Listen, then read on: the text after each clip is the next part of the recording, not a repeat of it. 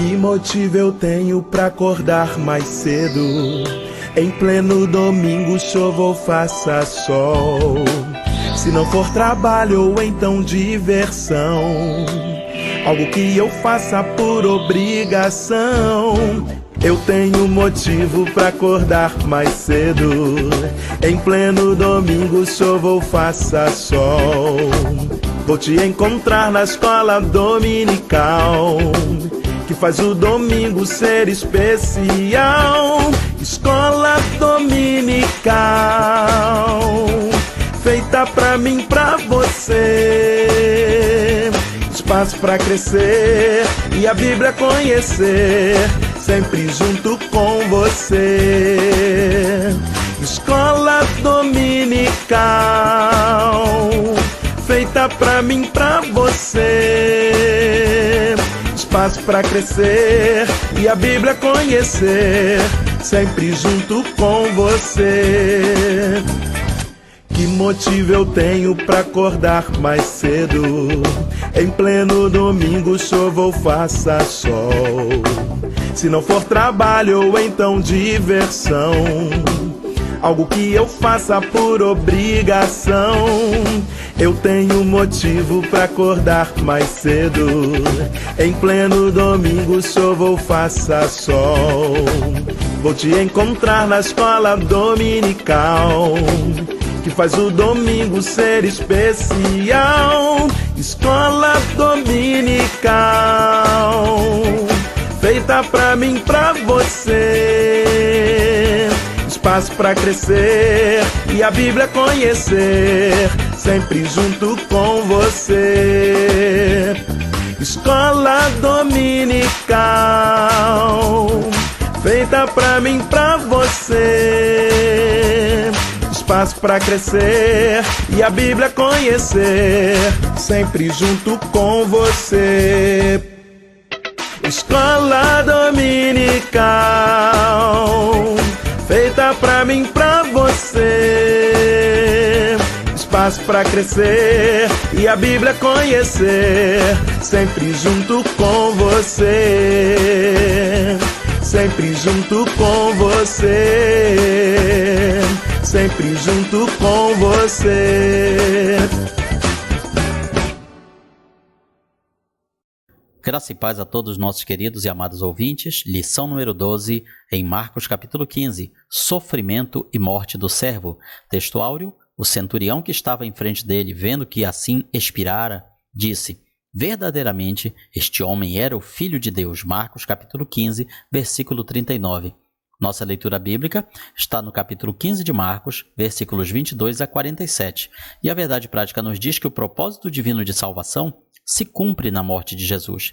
A fé no servo sofredor é garantia de vida eterna. A introdução nos fala que Jesus segue firme em seu propósito de ser obediente até a morte, e morte de cruz. Neste capítulo 15, Marcos relata a submissão de Jesus a essa cruel engrenagem de perseguição romana. E ela começava por onde? Começava por uma acusação falsa. Uma acusação que vinha através da sentença de Pôncio Pilatos, passando pelas mãos de soldados abusivos, torturadores, até chegar à selvageria da morte por crucificação. Em primeiro lugar, o julgamento. Um julgamento falso, um julgamento armado. Após ser preso, como vimos no capítulo anterior, na lição anterior, nós vimos Pilatos confrontado com a tarefa de condenar Jesus. Cedo de manhã, depois da reunião do Sinédrio, ou seja, da liderança judaico que estava ali arquitetando maneiras de condenar Jesus, de formular uma acusação contra Jesus, e que foi longa, já que eles não tinham nada que pudessem acusar Jesus, mesmo com as testemunhas falsas que estavam ali naquele momento. Então, após finalmente conseguir formular uma acusação falsa de rebelião, de blasfêmia, eles levam Jesus a Pilatos, o governador romano da Judéia. O Sinédrio não podia aplicar pena de morte, então cabia à autoridade romana fazer esse tipo de situação. Já no tribunal judaico, o servo sofre acusação religiosa de blasfêmia. Agora ele sofre outra acusação política de sedição e traição contra o Império Romano. Se fosse hoje, ele seria acusado de ser um golpista um antidemocrático, de atentar contra o Estado democrático de direito. Era a acusação equivalente naquela época.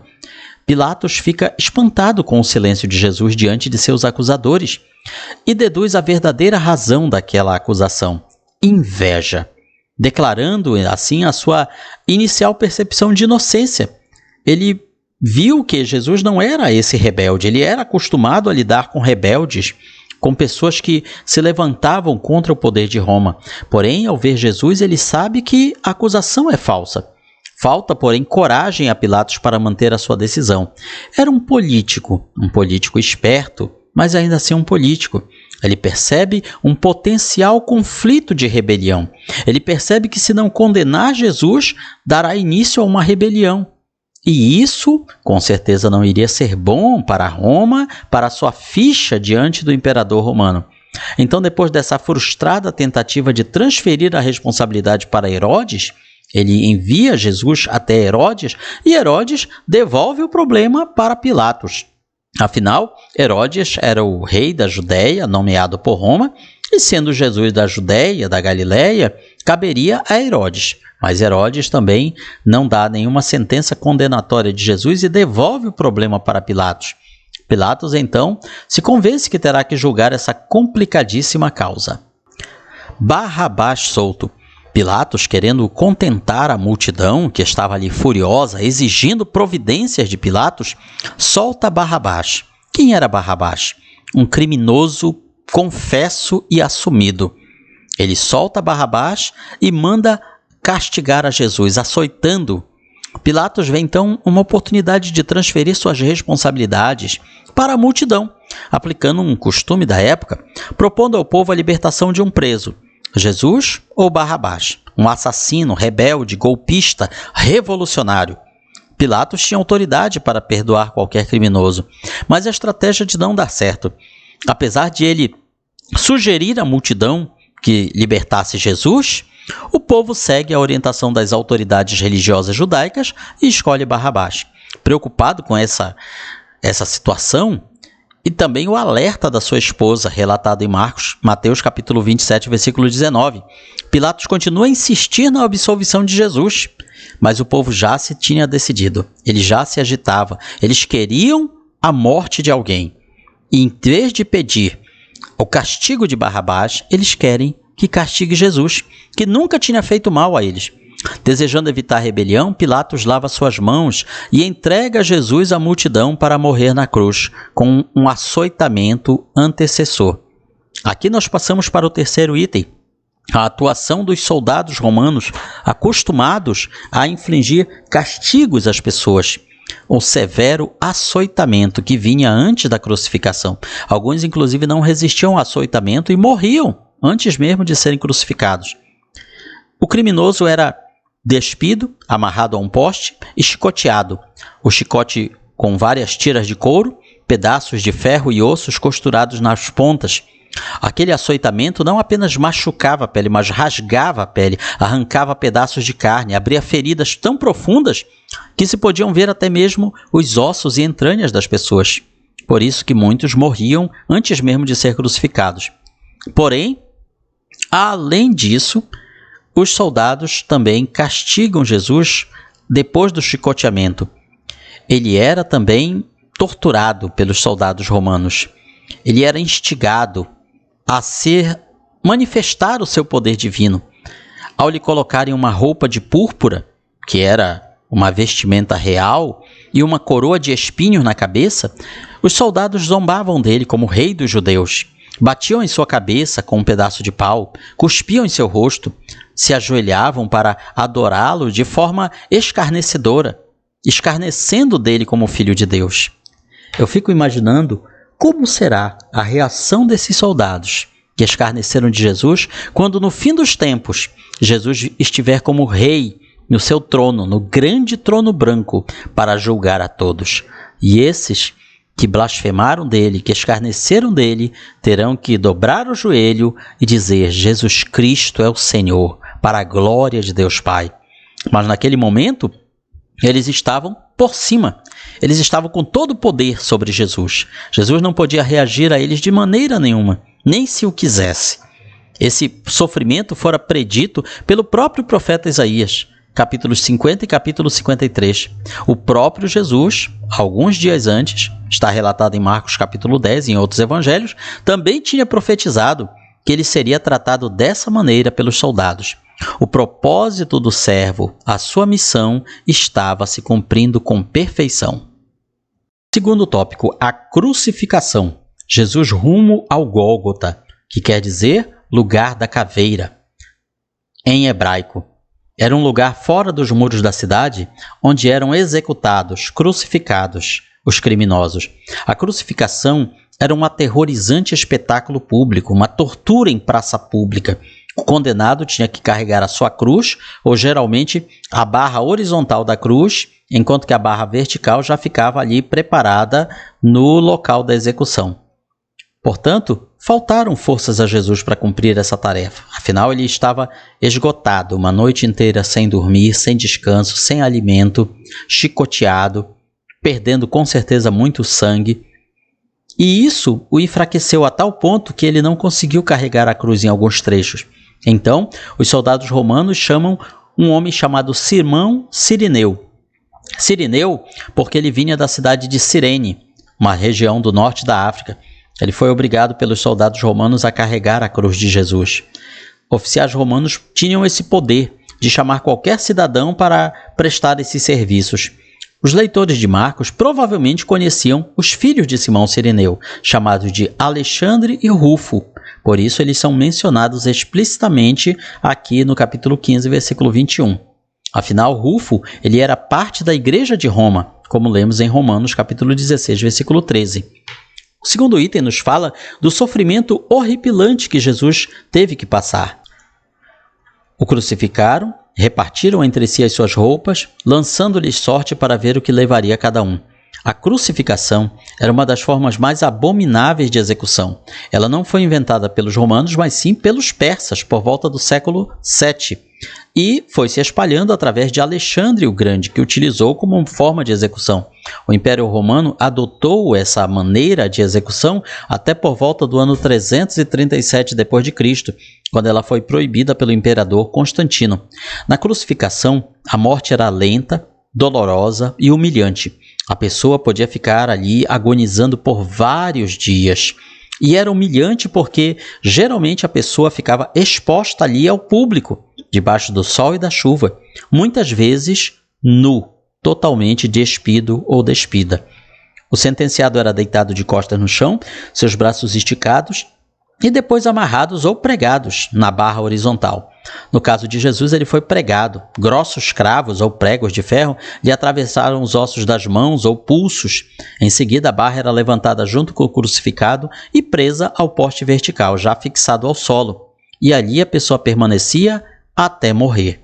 A pessoa morria de parada cardiorrespiratória, quando o coração não dava mais conta de bombear sangue para o resto do corpo pela posição que a pessoa ficava. Além disso, eram dores terríveis. A pessoa estendia os braços, puxava as pernas para respirar e sofria incontáveis ataques agudos, desmaiando de exaustão até desmaiar de vez. Alguns sobreviviam por dias, debaixo do sol, da chuva, calor e frio, e muitas vezes atacados por animais de carniça, urubus, corvos, cães selvagens, que devoravam a pessoa ainda viva. E para evitar uma morte rápida por asfixia, geralmente se colocava um suporte para os pés ou um assento para que a pessoa pudesse se apoiar e assim prolongar aquela agonia. A morte acontecia pela perda de sangue, asfixia, desidratação crônica ou parada cardíaca, ou uma combinação de tudo isso. E além de tudo isso, ainda tinha os insultos e escárnios. A multidão escarnecia de Jesus, aquela multidão que alguns dias antes tinha visto Jesus entrando na cidade e gritado: Hosana, bendito o rei que vem em nome do Senhor, Hosana ao filho de Davi, agora escarnecia de Jesus. Como isso pode ter mudado tão rápido? Uma das respostas é que a multidão esperava um Messias guerreiro, político, alguém que viesse chutar a mesa, alguém que viesse expulsar os romanos, alguém que viesse colocar Israel como a superpotência. Como Jesus não fez nada disso, então ele foi considerado um impostor um falso Messias. Jesus foi crucificado na hora terceira, ou seja, por volta das 9 da manhã, já que os judeus calculavam as horas das 6 da manhã às 6 da tarde.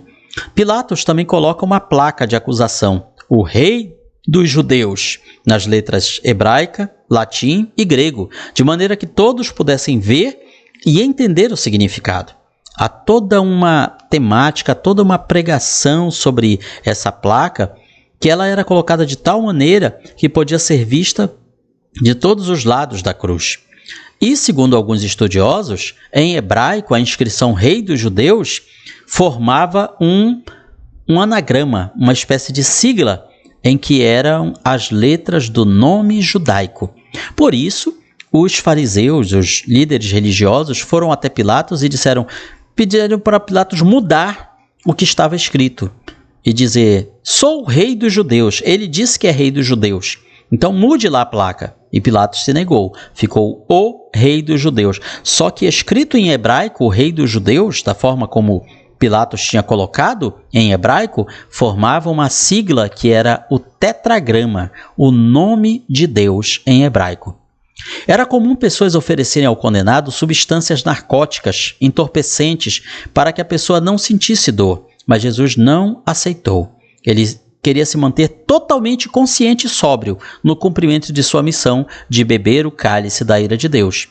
Todos os evangelhos registram esse fato curioso da divisão das roupas de Jesus, cumprindo a profecia do Salmo 22, versículo 18. Ou seja, a pessoa que era condenada era muitas vezes despida. Dali ela não ia voltar, não ia mais precisar de roupas. E que fim levavam os corpos dos condenados à morte na cruz? Geralmente eram deixados ali para apodrecer, para que os animais de carniça os devorassem, ou eram jogados em valas comuns. Não eram devolvidos à família para serem sepultados? Dificilmente. Das centenas, milhares, talvez até milhões de crucificações que ocorreram no passado, nós temos apenas um esqueleto de pessoa crucificada que foi encontrado. Dessa forma, sabemos que esses corpos eles não voltavam para serem enterrados, eles eram depois despedaçados, jogados em valas comuns, não se tinha mais memória nem notícia deles. A crucificação entre dois criminosos também é um cumprimento profético de Isaías 53, versículo 12. E as pessoas balançando a cabeça em zombaria, como lemos em Lamentações 2,15. É interessante que, ao retratar o sofrimento de Jesus, Marcos destaca mais a ridicularização que ele estava sofrendo pela multidão do que o seu sofrimento físico. Todos escarnecem dele. E mesmo aqueles que tinham sido crucificados com ele também escarnecem dele. Escarnecem dele como profeta, como salvador e como rei. Terceiro e último tópico, a morte de Jesus. Começou com trevas. Chegara a hora sexta, houve trevas sobre toda a terra até a hora nona. Todos os nossos pecados estavam sobre os ombros de Jesus. Levou a Jesus ficar separado de Deus, pois Deus ele não tem comunhão com o pecado. Deus é a verdadeira fonte de luz e vida. O próprio sol escondeu a sua face. Por isso, em pleno meio-dia, que é a hora sexta, uma tenebrosa escuridão sobrenatural cobriu a terra por cerca de 3 horas. E ao fim desse tempo, ou cerca já na hora nona, por volta de 3 horas da tarde, Jesus deu seu último suspiro. Ele se angustia, vivia o momento mais aflitivo da sua caminhada, o afastamento do Pai. As trevas não cobriram só a terra, mas também o coração das pessoas. Certamente alguns judeus lembram da primeira Páscoa, quando houve uma escuridão total de 3 dias, como uma das pragas, a 9ª praga do Egito. Assim também, agora Jesus enfrenta uma escuridão de 3 horas. 3 dias, 3 horas. E em seguida veio a última praga, a morte dos primogênitos, a morte dos filhos mais velhos. Da mesma forma, a praga das 3 horas de escuridão é seguida pela praga da morte do primogênito. O filho primogênito de Deus estava prestes a entregar sua vida pelos pecados de todo o mundo. Segundo item, Jesus morre, Jesus expira. Jesus, dando um grande brado, expirou.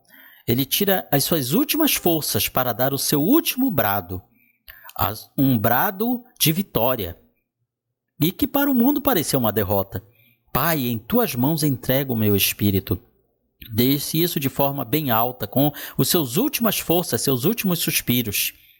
Então Marcos trata da morte de Jesus com uma impressionante simplicidade. A morte do autor da vida veio de forma repentina, por volta das 3 da tarde, ou seja, a hora nona, a hora em que era oferecido o sacrifício da tarde no templo.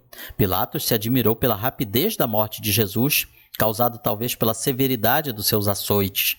A morte do servo não representou um fim trágico, mas pelo contrário, trata-se do retumbar triunfante de uma nova história para a humanidade, já que com sua morte o Filho de Deus abriu um novo e vivo caminho de acesso ao Pai, pondo fim a todo o antigo sistema de sacrifícios.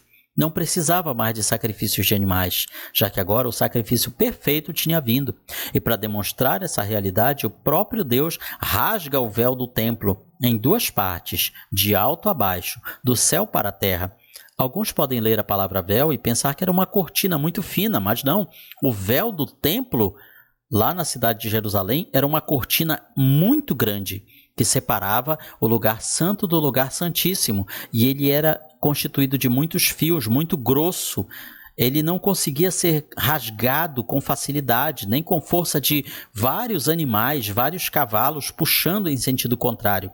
Ele era feito justamente para ser como que uma parede resistente, mas agora, de forma sobrenatural e invisível, ele é rasgado do céu para a terra, de alto a baixo. Marcos registra outro exemplo prático desse novo tempo espiritual. Um centurião romano, um comandante, um oficial romano que estava ali liderando aquela execução, ele reconhece publicamente que aquele homem morto, desfigurado, pendurado em uma cruz, era o Filho de Deus. Que confissão! É uma confissão que só pode vir por uma revelação divina. A ação do Espírito Santo atuando na vida de um oficial romano que não tinha tido contato com Jesus antes. Uma fé viva e sincera, a mesma fé que inspirava corajosas mulheres a continuar seguindo a Jesus. Judeus e gentios, homens e mulheres, libertos e escravos, todos poderão agora estar reunidos na mesma fé em Cristo. Terceiro e último item do terceiro tópico: sepultamento. Jesus morre por volta das 3 horas da tarde. O sábado judaico começaria poucas horas depois, por volta de 6 da tarde, por volta do pôr do sol. Por isso, não era possível se realizar nenhum trabalho, inclusive sepultamentos. Seria um sábado especial por causa da Páscoa, um grande sábado. Era como se fosse, na nossa linguagem, um feriadão. Era muito importante, então, que aquele local fosse liberado rapidamente. Era muito comum negativa de sepultamento a crucificados. Como eu já falei antes, geralmente o corpo não era devolvido à família. Seus corpos eram lançados em campos abertos para os animais de carniça, jogados em grandes lixões e queimados. Era preciso muita coragem para pedir ao governador romano o corpo de um homem executado como traidor de Roma, inimigo de Roma. Mesmo assim, José de Arimateia, ousadamente, uma pessoa rica, influente, membro do Sinédrio e seguidor secreto de Jesus, conseguiu uma audiência com Pilatos, fora do horário de expediente, talvez cobrando favores, talvez pagando, mas ele conseguiu falar com Pilatos e teve autorização para remover o corpo de Jesus. Com a ajuda de Nicodemos, sepultou-o no tempo certo e com dignidade, num sepulcro novo, que nenhuma pessoa ainda tinha ocupado. Era mais uma profecia se cumprindo, como lemos aqui em Isaías, capítulo 53, versículo 9. Concluímos aqui com a nossa aplicação pessoal. Jesus sofreu uma morte dolorosa e humilhante para que pudéssemos ter vida em abundância. Portanto, cumpre-nos viver para Cristo, que nos amou e a si mesmo se entregou por nós. Que Deus nos abençoe. Curta, compartilhe, comente este vídeo, espalhe a boa semente aos corações de todos. Que o Senhor nos abençoe.